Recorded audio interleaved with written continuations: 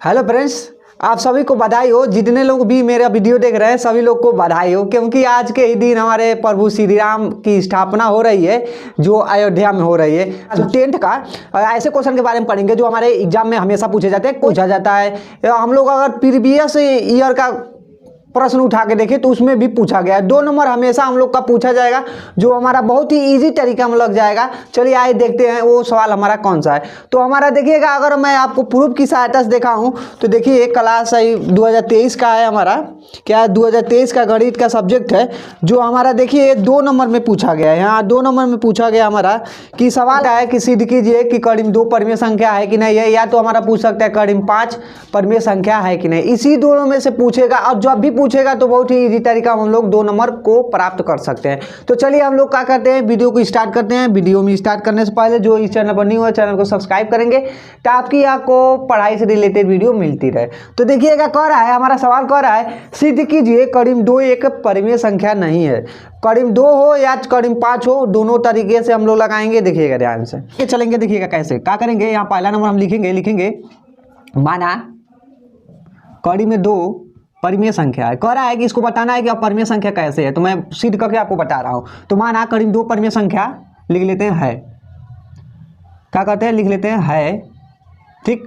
जब परिमेय संख्या ये होगा तो क्या होगा हमारा p/q के रूप में तो होवे करेगा, बराबर का होगा करीम 2 होगा, ठीक है। परिमेय संख्या है तो p/q के रूप में होता है परिमेय संख्या। और जहां देखिएगा ध्यान से, जहां p और q एक का है सहभाज्य गुणनखंड है। का है गुणनखंड है। सहभाज्य गुणनखंड का मतलब ये है कि इसका क्या होगा हमारा गुणनखंड 1 होगा हमेशा। सहभाज्य गुणनखंड का मतलब है 1, या CF इसका कितना होना चाहिए 1 हमारा होना चाहिए और कोई नहीं होना चाहिए। तो देखिए अब क्या करेंगे, दोनों पक्षों का हम लोग वर्क करेंगे। तो अगर लिख लेंगे तब वो बहुत अच्छा है। लिखेंगे दोनों पक्षों का वर्ग करने पर जब वर्ग करने के बाद क्या करेंगे, देखिएगा ध्यान से क्या करेंगे, तो क्या होगा p/q के रूप में होगा बराबर करीम 2 का होल स्क्वायर, और इसका भी होल स्क्वायर होगा।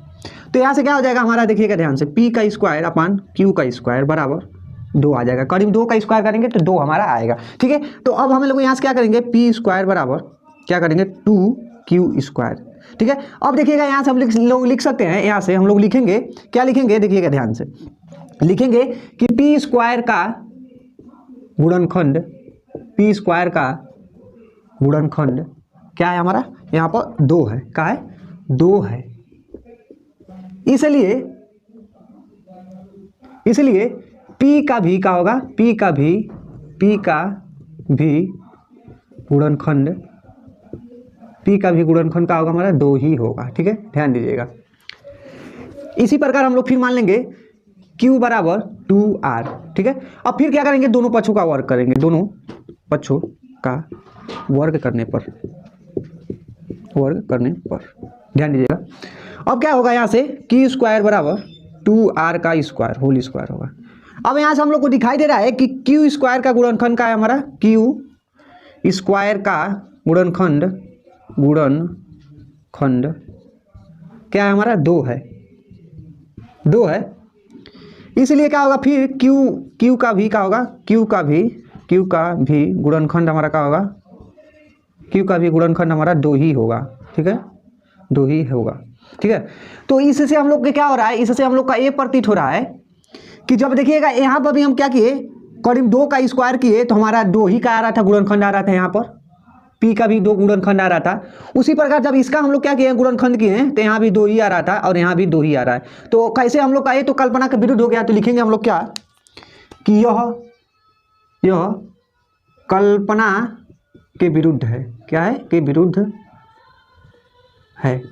क्यों विरुद्ध है, क्योंकि मैं बोला हूं कि क्या है p एंड q एक सहभाज्य गुणनखंड है, और सहभाज्य गुणनखंड है तो एक इसका क्या होना चाहिए हमारा HCF होना चाहिए। लेकिन हमारा देखिएगा यहाँ पर 2 HCF आ रहा है। इस p का भी गुणनखंड 2 आ रहा है और q का भी गुणनखंड हमारा क्या आ रहा है 2 आ रहा है। इसलिए क्या यह कल्पना के विरुद्ध है। तो जो हमारा करीम 2 है, करीम 2 क्या है हमारा, तो करीम 2 एक क्या है अपरिमेय संख्या है, अपरिमेय संख्या है।